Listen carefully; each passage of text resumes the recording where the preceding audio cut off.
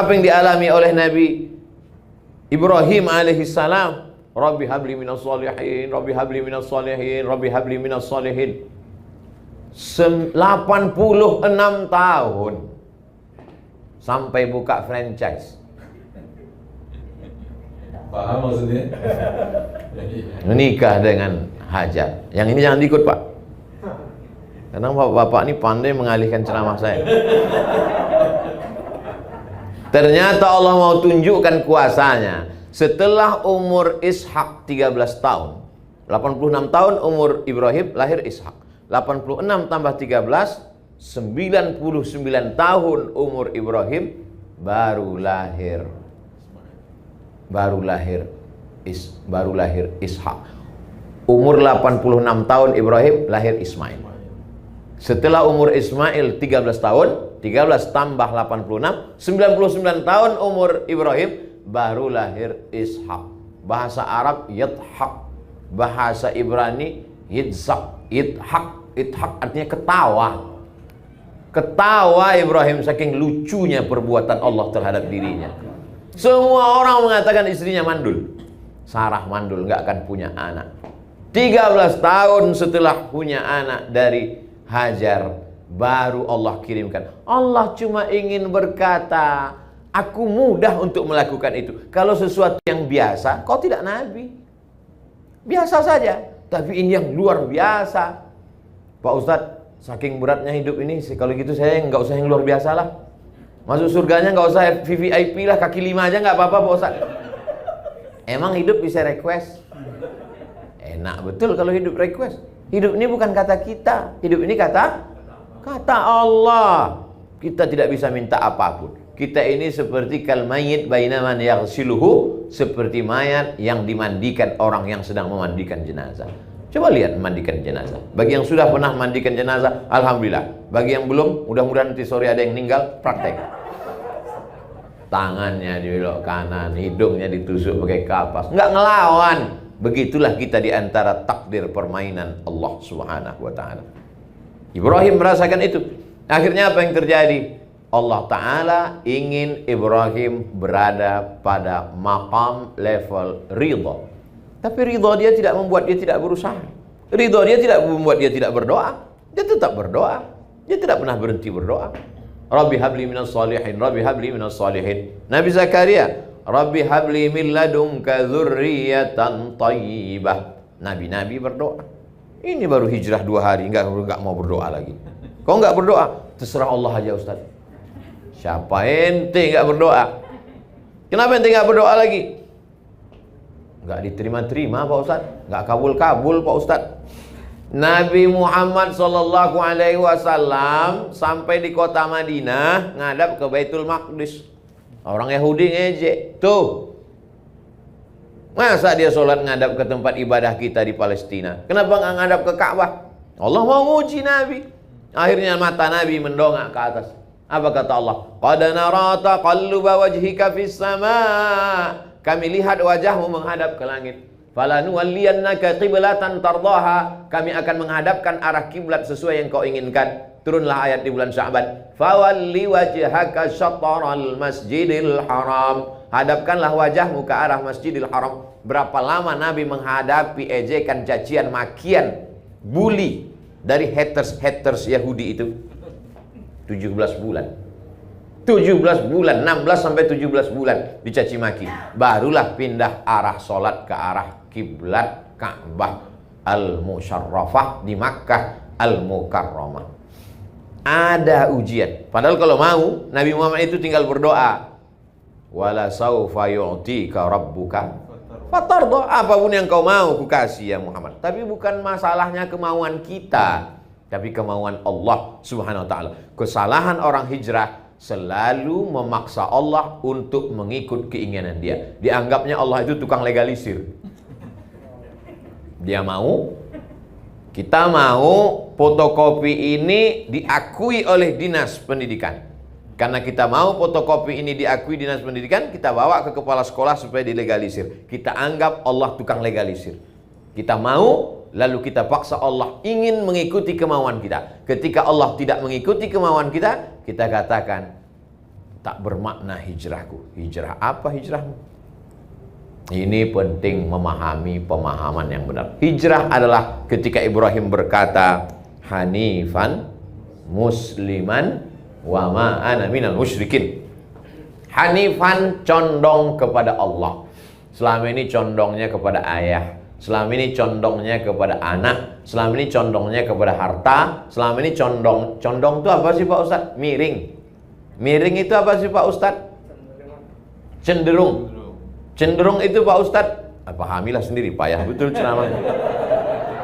Selama ini miringnya, cenderungnya, condongnya kepada materi, kepada dunia. Setelah itu dia cenderung mengikut Allah Subhanahu wa ta'ala. Jadi sekarang orang selalu berpemahaman, kalau saya sudah pindah, Allah sudah pilihkan saya jalan, maka Allah berikan saya yang mulus-mulus, yang nyaman-nyaman, yang enak-enak, yang mudah-mudah saja. Faksusil qasasa, ceritakan kisah-kisah itu wahai Muhammad, la'allahum yatafakkarun, supaya mereka berpikir. Makanya namanya kita sebut 4 kali. Allahumma shalli ala sayyidina Muhammad wa ali Muhammad kama shallaita ala Ibrahim wa ala ali Ibrahim. Allahumma barik ala sayyidina Muhammad wa ala ali Muhammad kama barakta ala Ibrahim wa ala ali Ibrahim. Ibrahim tidak pernah hidup di zona aman dalam perjalanan hidup Ibrahim. Dari mulai pindah dari Babel. Asalnya Ibrahim itu di Babel. Babel itu Babilonia, bukan Bangka Belitung. Dari Babilonia mau pindah ke Palestina, diperiksa di perbatasan. Di perbatasan diperiksa. Di situ ada seorang penguasa yang mengambil siapa saja yang punya istri yang bagus, cantik, cakep, diambil sama penguasa. Jadi memang penguasa ini unik-unik hobinya. Dia anak gadis nggak mau, bini orang aja mau diambil. Maka ketika Ibrahim pindah lewat di situ, pas ditanya Nabi Ibrahim, ini perempuan ini siapa? Kata Nabi Ibrahim menjawab, ukhti, my sister. Ini saudari saya. Setelah lewat pemeriksaan, Sarah komplain. Aku kan istrimu, kata Sarah. Kenapa kau bilang aku saudarimu? Ukhti fil iman, saudaraku seiman. Karena kalau aku jawab istriku itu penguasanya jahat, nanti kau diambilnya. Ini menjadi jawaban bagi ibu-ibu. Mana tahu kebaca HP bapak, atau pas lagi jalan di mall, ini siapa? Ini saudari saya. Ada bocoran dulu. Saudara yang dimuliakan Allah Subhanahu wa taala, ada maqam. Apa tujuan Ustadz bercerita tentang Nabi Ibrahim? Supaya ketika kita menyebut nama Ibrahim, kita tahu bahwa Ibrahim tidak pernah berada pada zona nyaman. Berhadapan dengan ayah kandung, lulus. Berhadapan dengan orang. Ring 1 lulus, sekarang ring 2. Masyarakat sekitar. Penyembah berhala. Masuk Nabi Ibrahim alaihissalam ke dalam. Dia ambil itu kampak. Dia hancurkan berhala-berhala yang kecil. Begitu mereka pulang dari kebun sore, mereka lihat hancur semua. Mereka sudah tahu, ini pasti Ibrahim yang melakukan. Ini pasti Ibrahim punya kerja. Walaupun waktu itu belum ada CCTV. Mereka sudah tahu nih Ibrahim. Mereka tangkap Ibrahim, mereka tanya, A'anta fa'alta hadza bi alihatina ya Ibrahim. Saya biasanya kalau lewat makanan hilang konsentrasi. Kecuali di pengajian ini. Karena sudah dibuat kenyang duluan. Nah ini pelajaran juga untuk majelis yang lain. Makan dulu baru ngaji. Jadi fokus. Jadi kita lebih fokus Ustaz. Luar biasa pengajian Nasrani. Luar biasa. Iya. A'anta fa'al, datang semua ayat-ayat. A'anta fa'alta hadza bi alihatina ya Ibrahim? Engkaukah yang melakukan ini terhadap Tuhan-Tuhan kami wahai Ibrahim?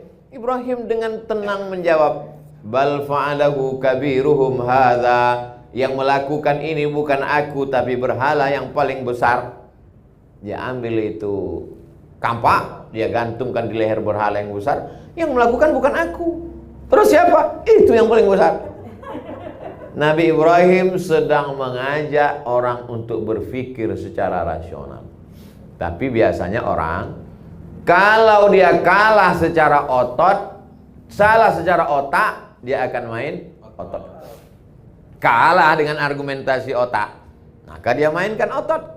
Akhirnya ditangkap Nabi Ibrahim, mereka kumpulkan semua kayu-kayu, mereka akan bakar. Apa kata penguasa? Harriquhu, bakar dia. Bakar Nabi Ibrahim. Lalu kemudian di situ mukjizat baru datang. Mukjizat datang di akhir cerita. Sama kayak film India. Polisi selalu datang di akhir. Di akhir itu baru terjadi mukjizat. Apa kata Allah?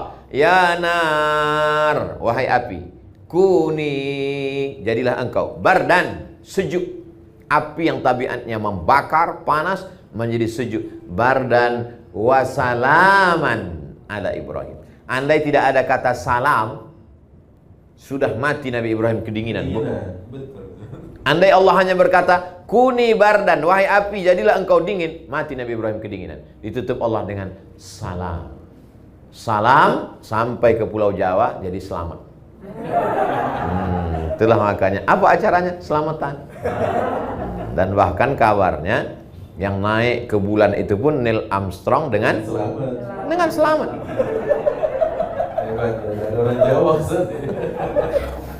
Akhirnya selamatlah dia. Maka Allah ingin menempatkan Nabi Ibrahim, dia berhadapan dengan lingkungan sekitarnya juga selamat. Berhadapan dengan orang tua ring 1, selamat, ridho. Berhadapan dengan lingkungan sekitar, selamat. Berhadapan dengan dirinya sendiri, bagaimana dia tidak punya anak, selamat. Berhadapan dengan apapun, dan ternyata setelah punya anak, ujian tidak selesai. Ujian tidak pernah selesai. Ustadz, kenapa ujian saya ini nggak selesai? Saya belum menikah Pak Ustadz. Ya kita doakan ya, akhirnya menikah. Setelah menikah muncul pertanyaan. Orang tetangga saya sudah risau nih Pak Ustadz. Mereka nanya, kapan punya anak? Hidup ini tidak pernah selesai dari pertanyaan. Kalau saya mati selesai nggak Pak Ustadz? Masih ada pertanyaan yang lahat. Selesai itu nanti di surga. Jadi kalau ada orang berkata, saya sudah hijrah Pak Ustadz, kenapa masalah hidup nggak selesai? Kau mau cepat selesai? Biar ku selesaikan ini. Hidup ini tidak pernah selesai.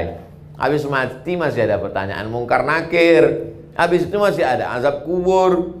Habis itu masih menunggu tiupan sangkakala bangkit tegak di padang mahsyar. Habis itu masih ada titian siratal mustaqim, timbangan amal, pemberian kitab.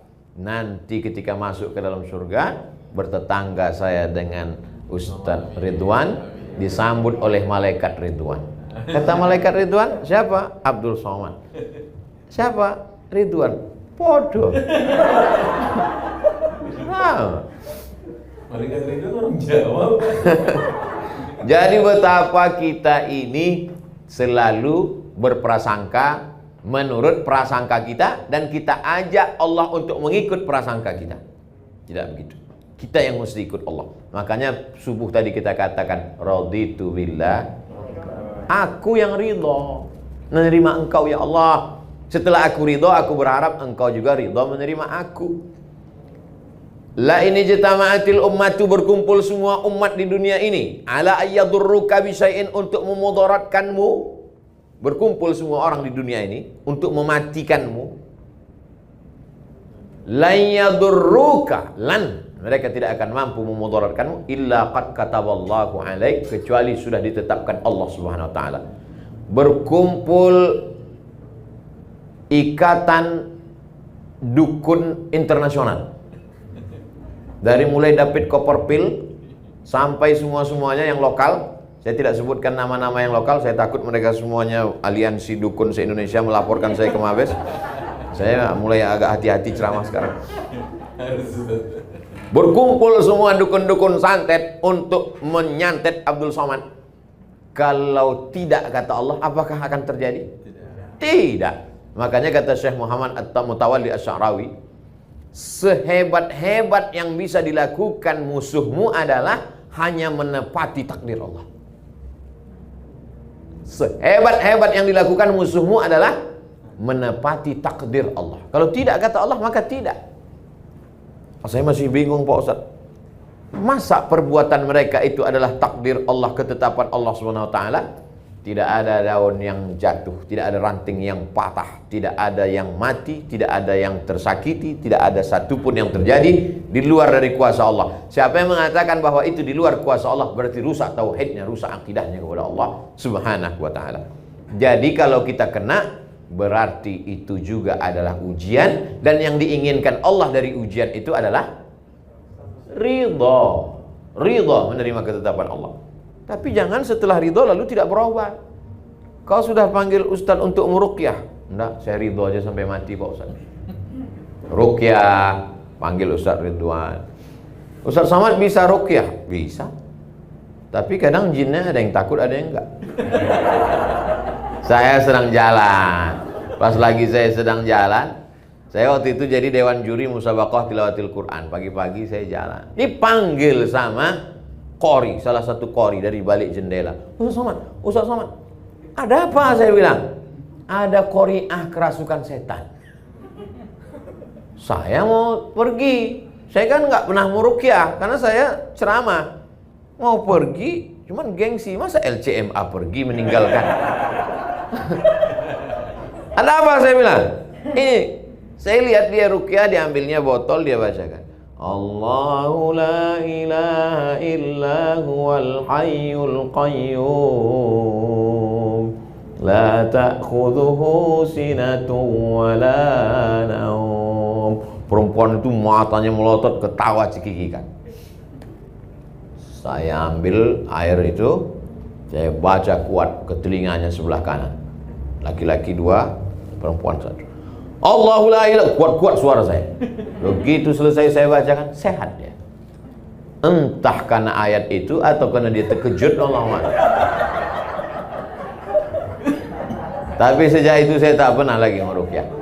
Setiap ada orang minta ruqyah kerasukan setan, rumahnya diganggu, warungnya dikerjain, selalu saya serahkan ke sahabat-sahabat saya. Di antaranya yang menulis buku ensiklopedia ruqyah jin setan, namanya Ustadz Musdar Bustamam LC, orang Medan, tapi selalu juga ke Jakarta. Bisa tulis di Google Musdar, itu sekaligus endorse.